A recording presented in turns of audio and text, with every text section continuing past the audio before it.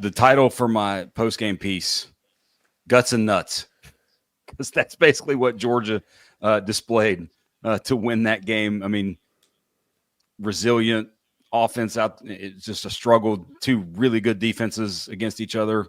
And then Georgia Carson Beck gets hurt on the last play of the first half, and that might be not good hurt kind of thing, the way that looked. Yeah. But Gunnar Stockton comes in and has a great first drive and totally changes the vibe of the game. And then it gets tied at 13, and Georgia's about to go 3 and out. And Kirby says, all right, I'm going to go with if you look in the box score, I'm going to go with the Drew Bobo to Arian Smith pass, since it's technically a pass, fake punt that eventually led to a field goal. Just on their own 29. Physicality in that game, yeah. On their own 29. I learned some stuff about Georgia, man. I think that if first of all, if they can run the football like that, it makes it easy to play quarterback. It makes it easier to play wide receiver. Texas's defense is good, man. Like, they're just so good. They're good at all the levels. But the one thing that I think Gunnar did, he ran the football and scared him a little bit, and he checked the football down consistently. You got into OT when it was clutch time. He makes a couple of really good plays, but the one check down, he checked it down to ETN, which was good, but the check down to Delp, that was kind of I'm scrambling, kind of running. Delp had 2 big plays in OT, man. 2 big plays he earned every of those yards himself. He deserves a lot of credit, man. Oscar Delp catches that first play out in the flats, breaks a tackle, makes it 2nd and 2 because of his effort. Catches the ball on 3rd and short and absolutely tucks the ball, lowers his shoulder, and makes hay. Like, it was an incredible job by him. But the story is Gunnar.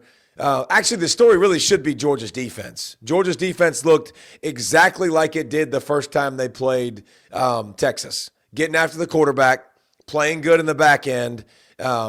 They're just explosives. Okay, Dalen Everett played good in the back end. Daniel Harris continues to be a problem for Georgia, and he was hunted from play one.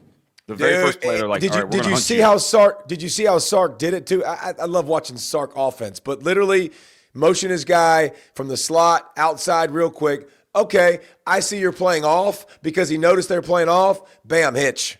Bam, I'm going to throw it to him right now. Bam. Yep. I mean, my goodness, it was golden. Like, Golden looked like he was a Biletnikoff Award winner. He had 100 yards in the first quarter, and they were but again, no real damage, because Georgia's defense in the red zone, and when Texas had to run the football, which is what they've been hanging their hat on, they said no mas. They said no dice. And that was the big story, Brent, to me, was Georgia's defense making Texas kick field goals, keeping them in a position where they stayed in the game. And then subsequently miss field goals. Yeah. But 2 of them. But, we've talked a lot about this all season, especially with this game. The styles makes fights piece. Yeah. Well, Gunnar Stockton actually might be better fit for that fight, because you become a run-centric team. You become a check-down team versus a Carson Beck-led team that you're looking to push the ball down the field, which is where Texas's strength is, in the secondary. And the simplicity with which Texas runs their defense, and traditionally rushing 4, they'll bring a blitz occasionally, but it allows them to play so much coverage, and they're so good at it that, Gunnar comes in and it kind of changes the dynamic. And it's actually kind of ironic when you think about it from a Georgia perspective, that a backup quarterback for Georgia comes in the game and leads them to victory, seeing as how it's usually been done to them so many other times. way, multiple times. Yeah, and here's the thing with Gunnar. He showed, if you go back and you watch the first touchdown he's in the game, first of all, they have more yards on his first drive than they had in the first half, period, total. And I'm not exaggerating. Like, I'm an exaggerator. But you go back and you watch the first touchdown possession and play. When ETN runs it in, Gunnar dives on the pile. Like, he's that kind of guy. He's a linebacker playing quarterback. I am not saying Carson Beck is not good, but please listen to me. But Carson Beck is absolutely a flatliner. He is not emotional. And I can tell you as a football player, man, and as a defensive guy, when my quarterback gets juiced up, I love it, dude. I love it. I rally behind it. When Gunner runs to the right on his first drive and runs a guy over instead of running out of bounds and the sideline's jumping up and down like crazy, like it infuses your team. Georgia ran the football better in the second half than they've ever run it this year, period. Period. Like at any point. And it, Brent, it wasn't a new game plan. It wasn't like all of a sudden Gunner was running the jet read and doing all these different things.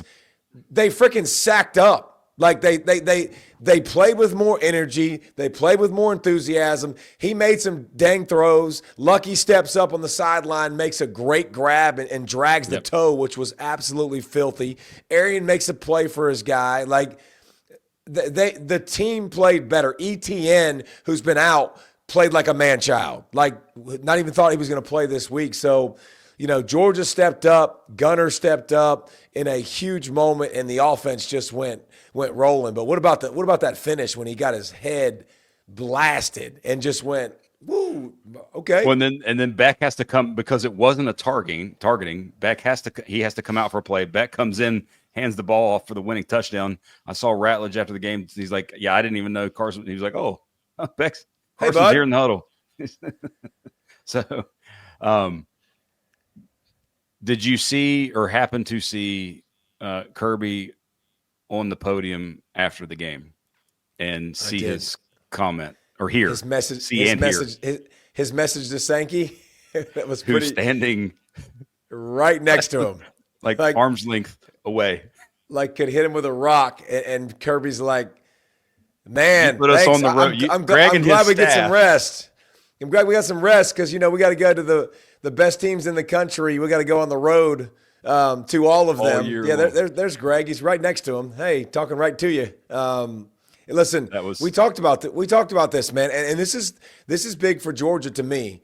The bye week is huge. Like that is a huge deal to have this much time, not just to rest mentally and physically, but also to game plan. I mean, you get a lot of time. You get some time away from the game to refresh. I think it's a huge deal for Georgia. It's a huge deal for their quarterback spot that you don't know what game plan you're going to be putting in either. But that was a shot, and no team in the country, including Oregon, was going to go undefeated with Georgia's schedule. You weren't going to go on the road to all those good teams and win them all. And now that being said, it ain't like I'm sitting here telling you Georgia's clearly the best team in the country. They still rode the ups and downs against Georgia Tech and against UMass. Like, they still had their moments where they didn't look great, but with that schedule, no one was going to go undefeated or not have a loss or two, and most people would have 3 or 4. But in this now 12-team playoff era where you've got to win so many, 3-4 games, the battle-testedness is going to become a thing. Now, the injury to Beck, like the bye, like if Beck gets hurt in that game and now you got to turn around and play in 2 weeks, that's not good. Like, and if he's not playing in 2 weeks, you're no, like. You think they're cooked without Beck? In a 1-game scenario, maybe not, because you've had that time to prepare. Yeah. To win multiple games, no. Like, he's still your QB1. It's the mistakes that Gunner makes, the third down throw where he literally almost throws the game away. By the way, play of the game by Lucky. Lucky makes that tackle. Otherwise, that goes back to the house. Texas scores, and they win the football game. Was the quick. Lawson Lucky made a absolute play. That was crazy. The quick game from Georgia goes out the window because his throwing motion is so slow. Like, team defenses can there. So, but you now have time if you know he is going to be the QB to game plan around that, a style add wrinkles. That, and almost change your team basically. Yeah, use his legs. Force him, by the way, also potentially hurt like badly, non-contact injury. That's not good for Georgia when your that looked really bad, by the way. Yeah, when your defense or your game plan is defense and field position, because Thorson is an absolute weapon. I will say I was shocked by the call at the time, but I wasn't shocked that they faked the punt because I'm watching from the press box and seeing that every punt, Texas is instantly, as soon as the ball is snapped, turning their heads and getting back the whole time. Every punt went up to that. So it was just a matter of making the call. Well, But and here's the thing you learn when you coach for years and years now too is like they also brought him in motion every single time.